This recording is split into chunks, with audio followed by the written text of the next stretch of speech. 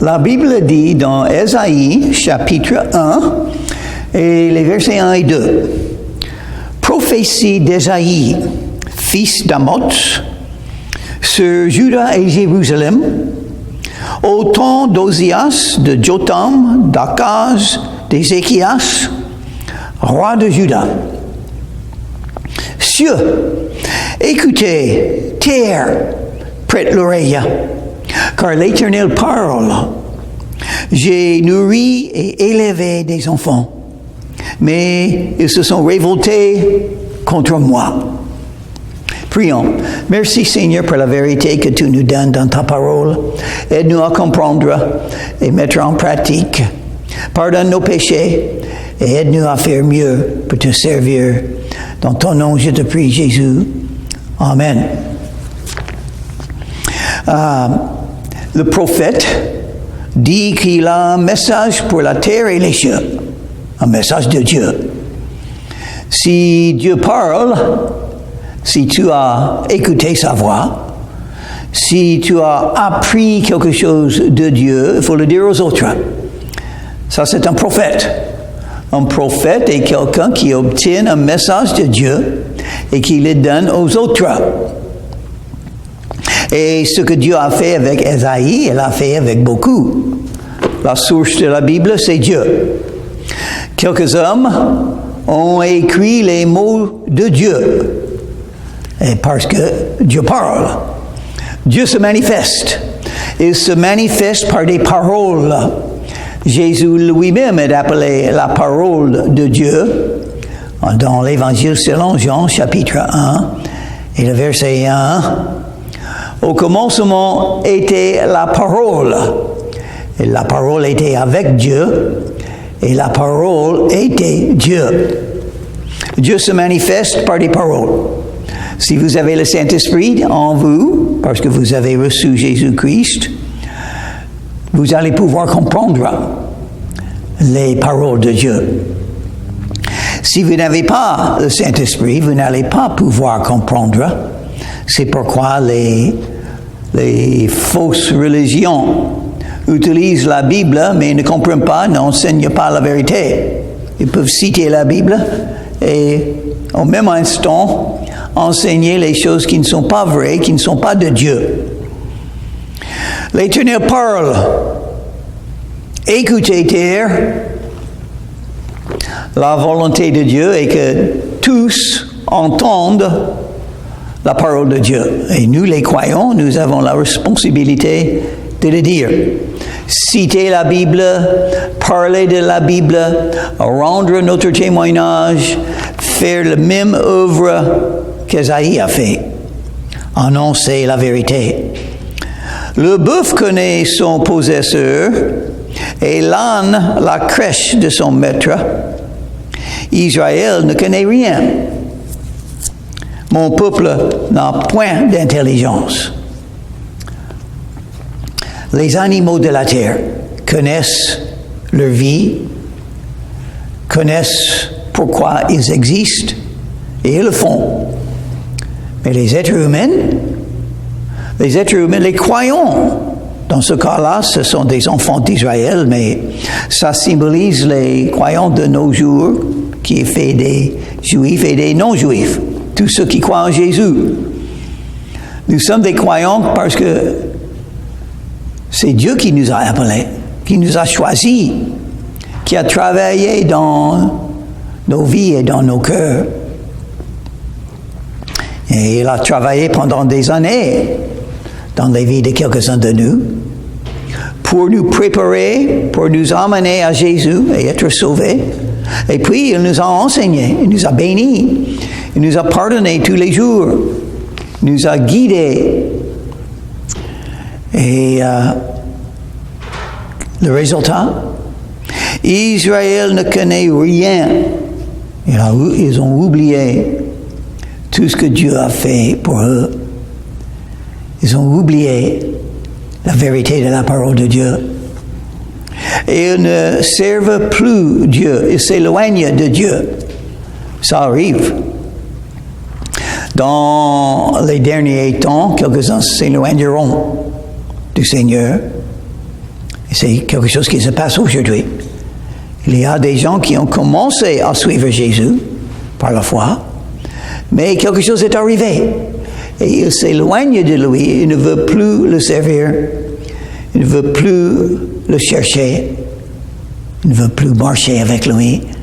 C'est terrible dans les yeux de Dieu, parce qu'il les a aimés, il les a bénis. Et maintenant, il regarde, il doit dire, malheur à la nation pécheresse, au peuple chargé d'iniquité. Qu'est-ce qu'il faut faire? Un jeûne, la prière, et il faut détacher des chaînes de la méchanceté parce que Dieu est là.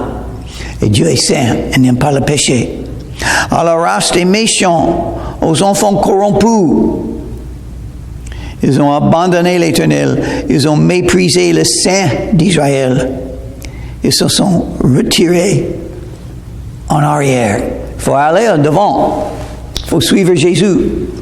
Mais comment est-ce que ça peut arriver à un croyant si on s'arrête de se confesser?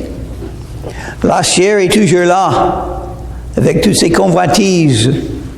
Et la chair dit, je veux ce que je veux, et je le veux maintenant. C'est le péché. Et ça peut nous éloigner du Seigneur facilement, n'importe quel jour. Les tentations sont là. La prochaine fois que vous ouvrez la porte, peut être une tentation juste là en face de vous. Il faut faire attention. Le diable a ses ruses. Il vous faut toutes les armes spirituelles. Il faut lire Éphésiens chapitre 6. Commençons avec le verset 10 pour vous rappeler de toutes les armes spirituelles. Il vous faut toutes les armes spirituelles pour ne pas tomber, pour ne pas vous éloigner du Seigneur. Le casque du salut, le cuirasse de justice, la vérité, les pieds qui ont l'évangile de vérité et de paix. Le bouclier de la foi pour bloquer toutes les accusations et les attaques spirituelles que le diable et les démons vont lancer contre vous, et il va utiliser les gens autour de vous, les membres de la famille, d'autres croyants seront utilisés parce que la bouche est méchante, la bouche, la langue est un feu, un monde d'iniquité. Il y a beaucoup d'iniquité qui peut sortir de la bouche de n'importe qui. Et une partie de cette iniquité les attaque contre vous. Donc, il vous faut l'épée de l'esprit, qui est la parole de Dieu. L'épée de l'esprit. Il faut pouvoir citer la Bible. Il faut connaître les promesses de Dieu. Il faut avoir beaucoup de foi dans ce que Dieu a dit. Et il faut remplacer les idées humaines avec les promesses de Dieu pour pouvoir vivre par la foi. Et la prière. Il faut beaucoup prier et invoquer le nom du Seigneur parce que nous sommes faibles, il est fort. Je peux tout faire par le Christ qui me fortifie, mais je ne peux rien faire par moi-même. Non, c'est pas ma fidélité, c'est pas ma force. Tout est Jésus. Jésus est bon. Jésus est fort. Jésus nous aime. Jésus nous amène sur le bon chemin. Donc, parce que nous sommes facilement pécheresses, nous pouvons s'arrêter de suivre Dieu. Et il n'aime pas ça. Il est saint. Ça a dit dans le verset 4. Ils ont méprisé le Saint-Esprit. Ils ont méprisé le Saint-Esprit. Ah, c'est incroyable. Les enfants d'Israël ont méprisé le Saint d'Israël. Pourquoi? Parce qu'ils voulaient faire le péché. Les gens qui veulent continuer sur le chemin de péché vont mépriser Dieu. Et c'est pourquoi les gens méprisent Jésus et l'Évangile et la Bible et l'existence de Dieu, parce que ce sont des pécheurs. Et ils veulent continuer dans leur péché. Ils ne veulent pas dire, oui, c'est vrai, je suis un pécheur. Oui, c'est vrai, j'ai besoin d'être pardonné. Oui, c'est vrai, j'ai besoin de me repentir et venir vers Jésus et invoquer son nom. Ils ne veulent pas le dire. Ils méprisent le Saint d'Israël. Et là, maintenant, le verset 5. Quel châtiment nouveau vous infligez quand vous multipliez vos révoltes? La tête entière est malade et tout le cœur est souffrant. Les hommes, sans Jésus, sans se confier en Jésus, souffrent beaucoup. Ils n'ont pas assez de force pour vivre la vie humaine. Sans Jésus, sans Dieu, sans le Saint-Esprit, c'est impossible. Donc, ils prennent les drogues, ils deviennent alcooliques, ils sont déprimés, ils sont attristés par la vie et tout ce qui leur arrive. Ils n'ont pas de moyens de comprendre, de soutenir ce qui peut leur arriver. Parce que tout le monde va avoir leur tristesse, leur détresse, leur souffrance, tout le monde. C'est une partie de la vie. Oui, la vie est belle. La vie est belle. Oui, il y a beaucoup de bénédictions de Dieu, la beauté de la terre et la mer, les fleurs, les animaux, les enfants, les choses qu'on peut voir et qu'on peut penser, de la bonté de Dieu pour nous donner tout ce qu'il nous donne. Mais il y aura au même temps des souffrances, des difficultés. Même Jésus a dit, il a dit, les ennemis d'un homme seront ceux de sa propre maison. Mais ça fait du mal. Ça touche le cœur. Sans Dieu, on ne va pas être encouragé. On ne va pas trouver un moyen de continuer à vivre par la foi sans l'aide de Dieu. Mais Dieu voit les péchés. Quand quelqu'un décide à s'éloigner de Dieu, Dieu le voit et il n'aime pas. Parce que Jésus est mort pour nous. Jésus a tout souffert pour nous. Et puis il nous a beaucoup bénis. On ne peut pas nous éloigner de lui. De la plante du pied jusqu'à la tête, rien n'est en bon état. Tout est corrompu. Quand on s'éloigne de Jésus, la vie devient corrompue entièrement dans tous les sens. Les sentiments, les pensées, ce qu'on fait où on va avec les pieds, ce qu'on fait avec les mains, ce qu'on voit avec les yeux, ce qu'on reçoit dans la tête. La nudité, la pornographie, les adultères, les mensonges, la haine, la convoitise, l'orgueil. Rempli de toutes ces choses, sans Jésus, vous serez. Parce qu'il n'y a que deux choix. Les œuvres de la chair, qui sont des choses comme ça, ou les dons de l'esprit, les fruits de l'esprit. Qu'est-ce que vous préférez? Moi, je préfère l'esprit parce que, verset 5, quel châtiment! Les châtiments pour les croyants. Et Dieu parle de ça. Dieu nous a avertis. Il a averti les croyants. Hébreux, c'est le même enseignement. Les Hébreux, chapitre 13, chapitre 12, si je peux trouver le verset. Chapitre 12 et le verset 6 et 7 et 8. Car le Seigneur châtie celui qu'il aime. Hein? Pourquoi? Parce qu'il veut qu'on revienne à lui. Donc il faut nous réveiller. Il faut un moyen de dire, hey, non, vous n'êtes pas sur le bon chemin, il faut changer. Il faut se repentir. Le Seigneur châtie celui qu'il aime et il frappe de la verge tous ceux qu'il reconnaît pour ses fils. Supportez le châtiment.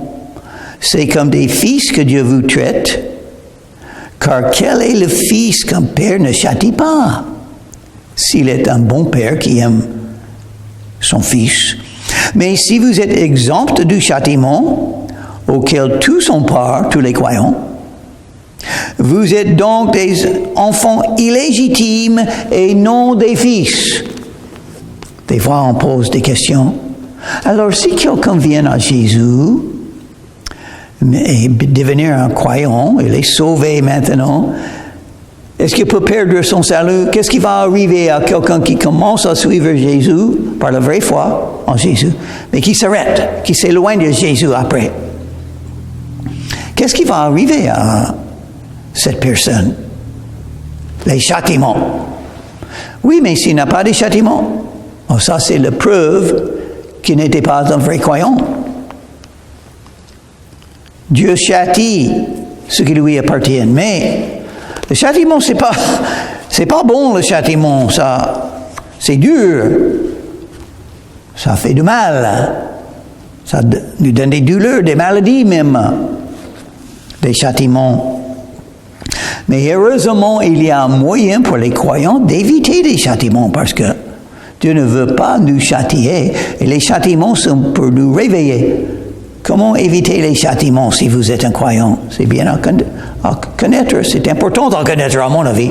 J'étais châtié une fois, 6 mois, peut-être 1 an après être sauvé, il y a 56 ans maintenant.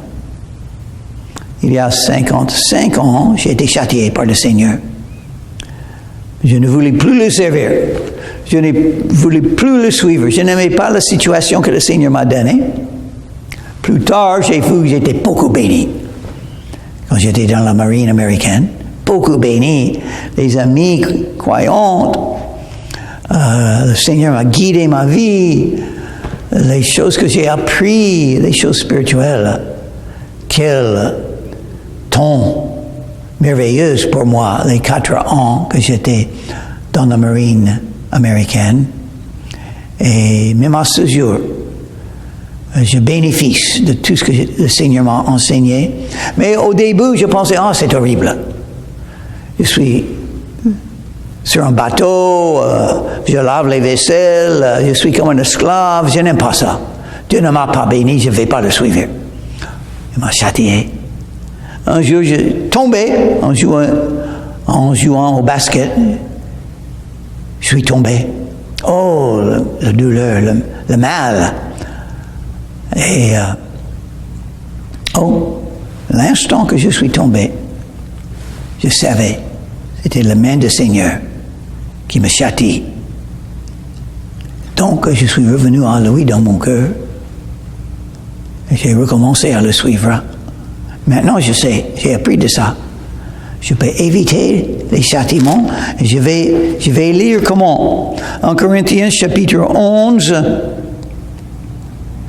et le verset, commençons avec le verset 30. C'est pour cela qu'il y a parmi vous, qui êtes vous, tous les croyants, parmi vous, beaucoup d'infirmes et de malades, et qu'un grand nombre sont morts. On peut être même tué. Parce que si tu es un croyant et tu as décidé que tu ne vas plus servir Dieu, pourquoi être sur la terre?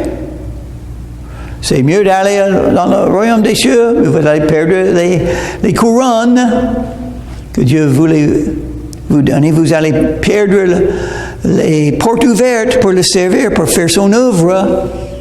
Vous allez perdre le dessein pour votre vie qu'il avait. Vous serez dans le paradis parce que vous êtes sauvés. Mais pourquoi rester vivant? Ça, Dieu va dire, il n'y a plus rien que vous allez faire pour Dieu.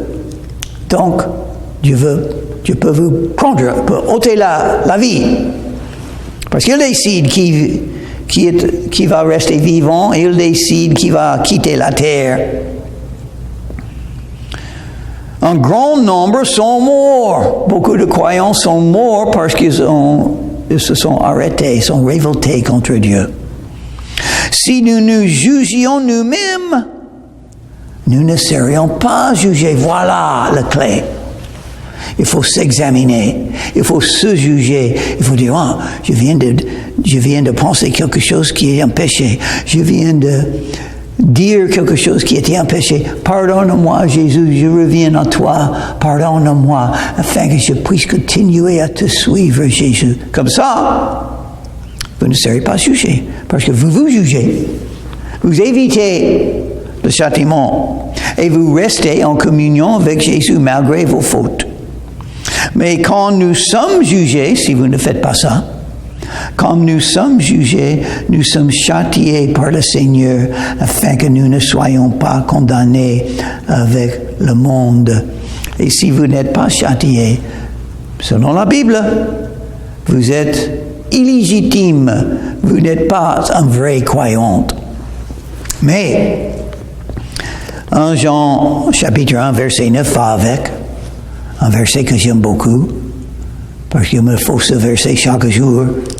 Si nous, qui est nous, tous les croyants, pourquoi si quelques croyants ne vont pas le faire? Si nous confessons nos péchés, il est fidèle et juste. Moi, je ne suis pas fidèle ni juste, mais il est. Il est fidèle et juste pour nous pardonner et nous purifier de toute iniquité. Comment pouvoir toujours suivre Jésus jusqu'à la fin de la vie? Toujours, vous jugez. Toujours, vous confessez. Toujours, chaque jour, demandez le pardon quand il vous faut. Jésus a dit de prier ça dans notre Père, n'est-ce pas? Il dit de prier ça chaque jour. Verset 6, Ésaïe chapitre 1, verset 6, verset 7. Votre pays est dévasté. Vos villes sont consumées par le feu. Il y a un grand feu maintenant dans la ville de Los Angeles. Je ne sais pas pourquoi. Peut-être à cause des péchés. Parce que Dieu juge. Il n'aime pas le péché. Hollywood est connu une ville avec beaucoup de péchés. Beaucoup d'adultère. Beaucoup de convoitises. Beaucoup qui ne croient pas en Dieu. Et le juge, peut-être à vous, il a décidé de faire quelque chose. Vos villes sont consumées par le feu, des étrangers dévorent vos campagnes sous vos yeux. Vous voyez les mauvaises choses qui arrivent partout dans la ville. La cause? Le péché. Le péché. C'est sérieux, le péché. Il faut la repentance. Il faut demander pardon. Il nous faut un sauveur qui est mort pour les péchés. Il faut croire en lui. Il faut lui dire, pardonne-moi Jésus. C'est vrai, j'ai péché. Et puis il faut croire, merci Seigneur, que tu m'as pardonné et que tu m'aimes. Merci pour le pardon.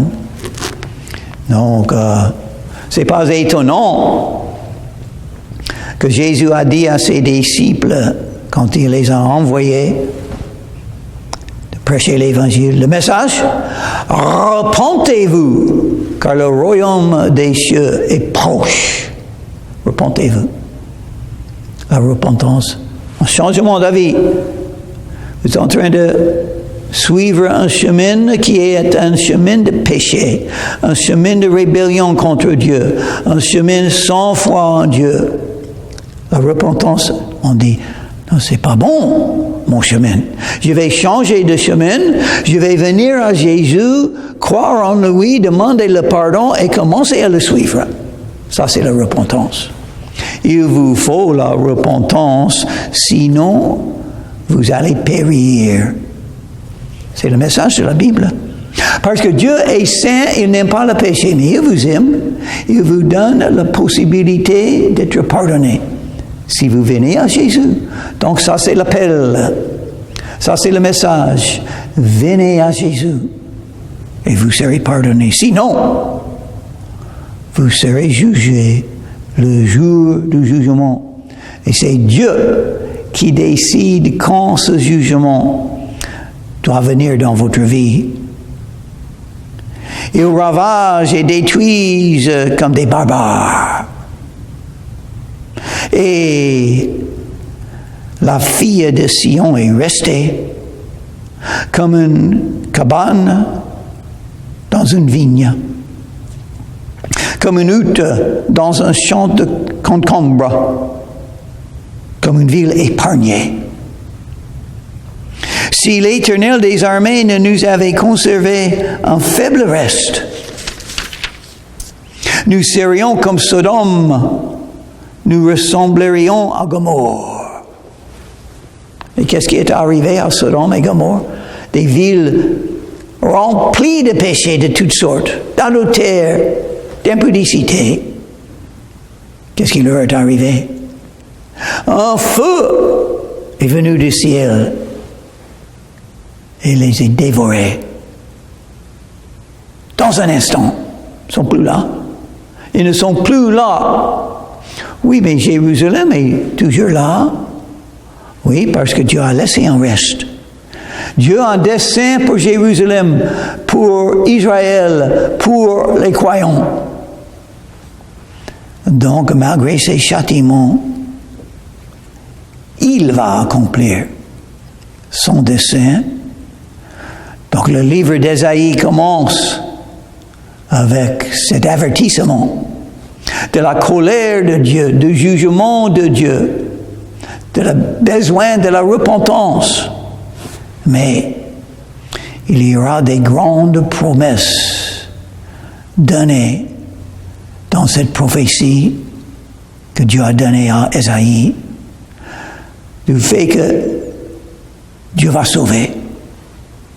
Il y a un reste, un petit reste, mais Dieu sait sauver. Jésus est le sauveur. Il est mort pour tous les péchés. Et il va établir un peuple qui le connaît, qui le serve et qui sera toujours là pour le louer et pour être ses enfants.